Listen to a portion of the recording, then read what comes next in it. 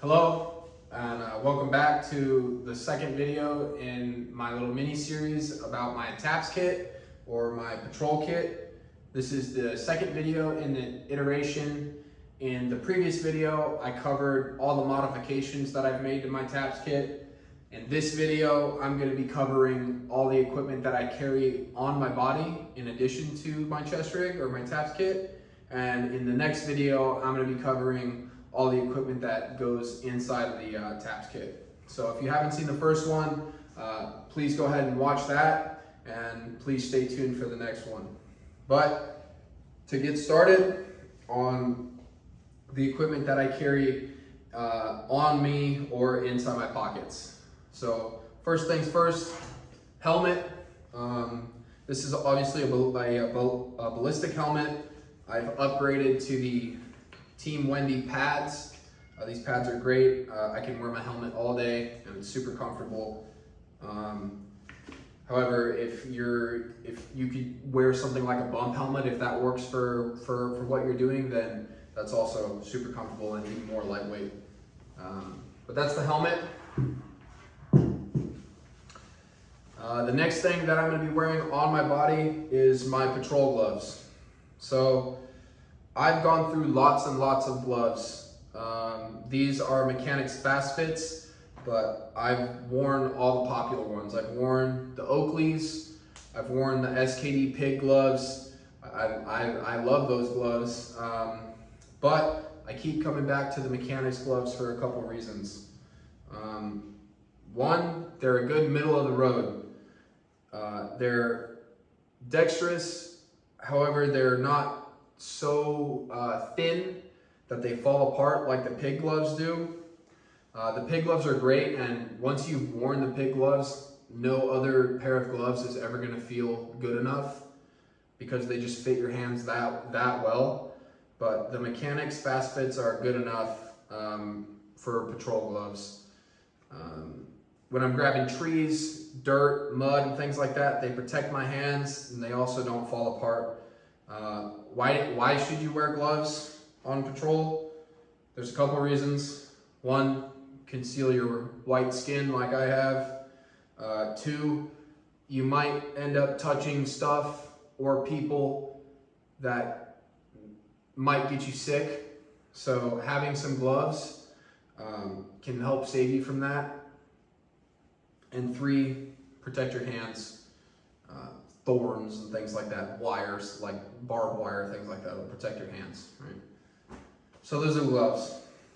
The next thing that I carry, I normally don't carry one this size, but I'll carry a Rite in the Rain notebook. I'll carry the large tactical model in my back left pocket. And that's, self-explanatory if you're in the military or if you're an infantryman. You better not get caught without your note-taking gear. So always keep that in the pocket. Let's talk about the navigation equipment for a little bit. So your standard military compass, this will normally go inside of my left shoulder pocket in my uniform. And it'll of course be dummy corded. This is obviously primary means of navigation and azimuth. So know how to use this, be proficient with it. It might save your life. A couple things that I use to help me out. This is a Suunto M9 wrist compass, and I really like the M9 because it has numbers on it in increments of 30.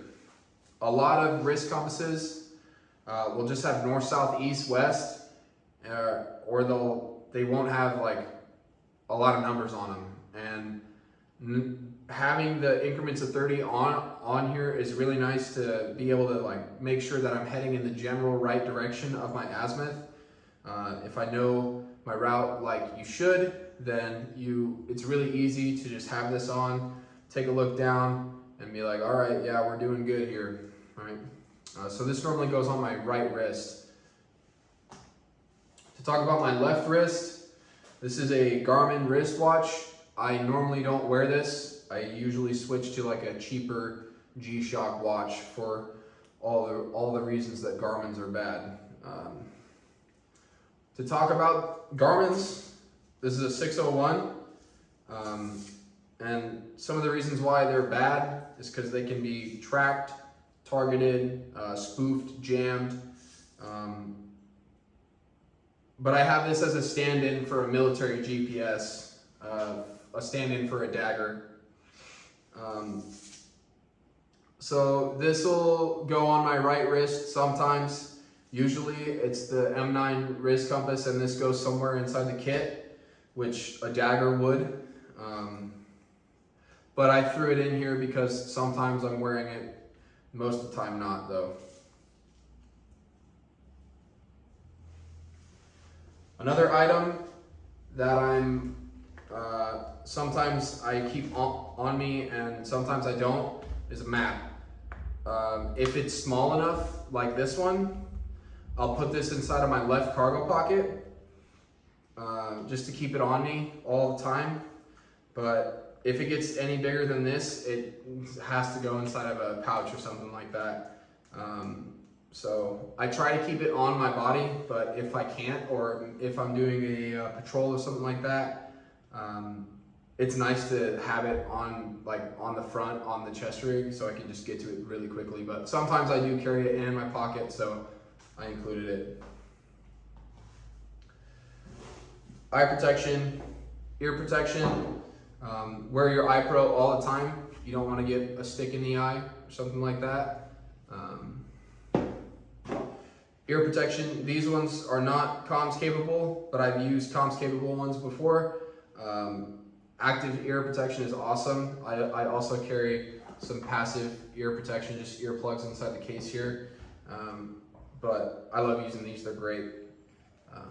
Heighten your hearing, feel like an apex predator. The next thing that I carry is a knife. This is a SE4. Nice and sharp, of course, in the standard sheath that it comes with, and a belt loop. A knife is one of those things that there's no substitute for. If you need to cut something and you don't have something that's sharp, like a knife, I don't know how you're gonna cut that.